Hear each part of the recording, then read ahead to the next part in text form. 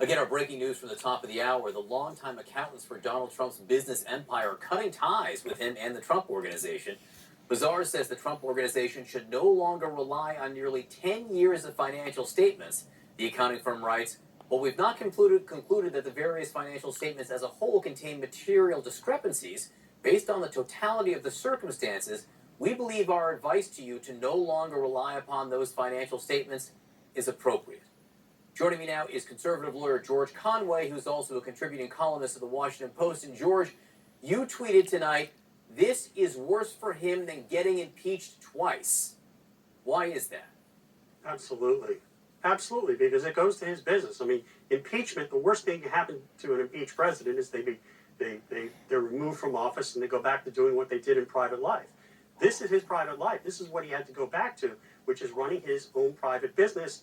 And now his private business, 10 years of financial statements have been pulled by the accountants. And the accountants are basically saying you cannot rely on them, which raises all sorts of potential collateral issues for the Trump Organization, which there could be debt covenants that say that, you have to keep providing us on an annual basis, audited financial statements or reliable financial statements that have been looked over by an accountant. And now he can't do that. They're all gone. All these financial statements are worthless to him, and there's no likelihood, I think it was pointed out earlier in the hour, that he's going to be able to find another accountant to fix this problem. And it's 10 years worth. That's just remarkable. I mean, this is about as calamitous a thing that could happen to a business that you could imagine, other than getting indicted or going bankrupt. And this could lead to going bankrupt. What about getting indicted? Do you think he's in a worse legal situation because of this? Well, of course, yeah, it's highly problematic because now you have the accounting firm saying, although they say that they didn't determine whether there are material discrepancies. What they're basically saying there is we have no idea what the right numbers should be, and you can't rely on them. And the reason why the fact that they are resigning as his accountants basically means that they're pointing the finger at him.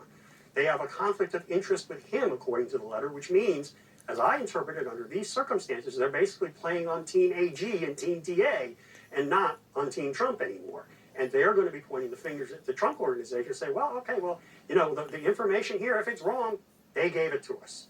And that's not helpful. And particularly it's unhelpful for the investigation, part of the investigation that's being conducted by Letitia James, the Attorney General. She has the authority to bring a civil case under a New York statute called the Martin Act. And the Martin Act, because it's a civil statute and because of the way it's written, doesn't require the prosecutor to prove intent and fraudulent intent. And if these statements are basically, if the accountants are basically concluding that these statements are not reliable, that they contain false statements, basically that case is proven. George, separate from this, I want to talk Republican politics for a second here. The Senate Minority Leader, Mitch McConnell, is pushing to recruit candidates that he believes have the best shot of winning their races in November. And he's supporting several candidates who've been critical of the former president.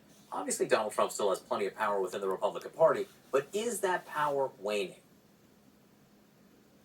Well, I mean, I think they're arguing, McConnell and his allies are arguing that it is, and I can only hope that they're right.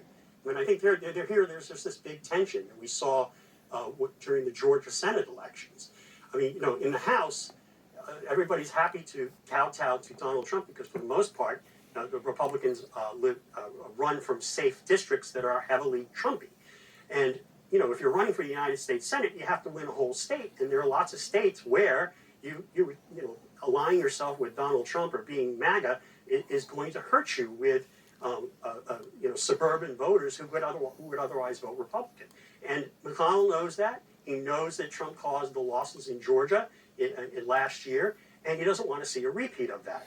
And that's why he's trying to recruit these candidates who are not MAGA candidates, and that's why he's trying to convince them that they should run, and trying to convince people that being on Trump's bad side doesn't necessarily hurt you in the Senate race. So, George, Rudy Giuliani, we are reporting, his team is in discussions with the January 6th Select Committee to have him go answer questions.